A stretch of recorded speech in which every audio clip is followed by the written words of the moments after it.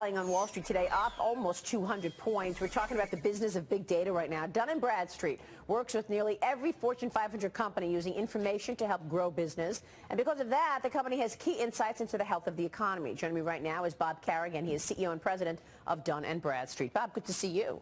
Great to see you. Good to have you. Tell us about Dun Bradstreet's new strategy. This is a 173-year-old company, and yet you are remodernizing, changing the brand a bit this week. Yeah, this is an exciting week. We've launched our newly modernized brand, which is really focused around how do we help our customers to grow valuable relationships.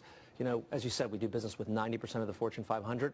Everybody's struggling with growth, not just here, but globally. So we are focused on helping identify the most valuable relationships in business, help grow the most valuable relationships in business for our customers, whether it's their best prospects, their existing customers, suppliers, partners.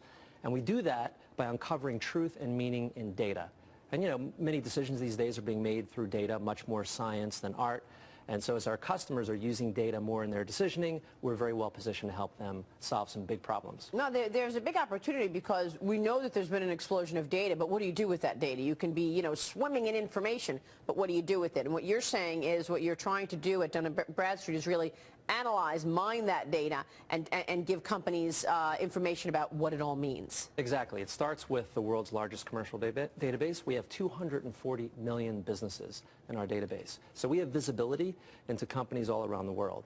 So I was just with a customer last week who they have 100 different instances of the same customer. They're trying to figure out, you know, who to talk to. And so they use our data to help organize their customer profiles, and then we marry that with predictive analytics so that that sits on top of the data, and that helps our customers decide, hey, who's the best customer to go after? Who's most likely to be out of business in a year?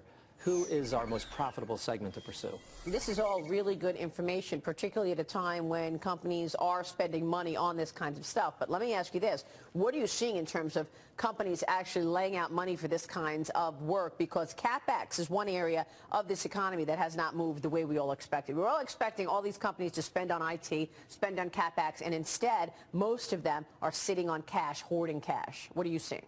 Well, look, our customers are engaging more and more with their customers through digital. They're creating lots more interactions, lots more data.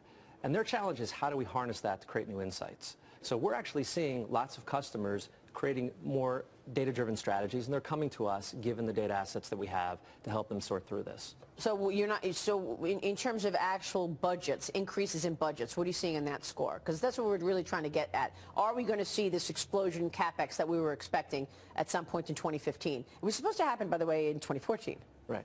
Well, look, we're seeing companies spend much more against third platform technologies, cloud, mobile, social, analytics, right? Yes. And that all lends into this big data push, and we're very well positioned for that. And we're certainly seeing investment dollars shift. You know, you've seen that CMOs these days are getting a lot of IT investment. Well, that's because they're charged with finding new ways to engage with customers, leveraging data and analytics. So much more marketing technology is being invested at companies. Much more is being invested in data to be able to create real insights to help grow business. Does the growth at Dun Bradstreet come in the next couple of years organic or through new acquisitions? Well, all the acquisitions we've done are all about organic growth. It's what can enhance the strategy. That's the lens through which we look at M&A. We're focused on organic growth. Long-term value for our shareholders is really going to be about driving organic revenue. Do you see that kind of vibrancy on international markets, or is this largely just a U.S. affair in terms of looking at, you know, exploiting the data? You know, our strategy is truly global, and most of our customers have global aspirations. You know, they want to grow in emerging markets. They've got global supply chains, global compliance needs.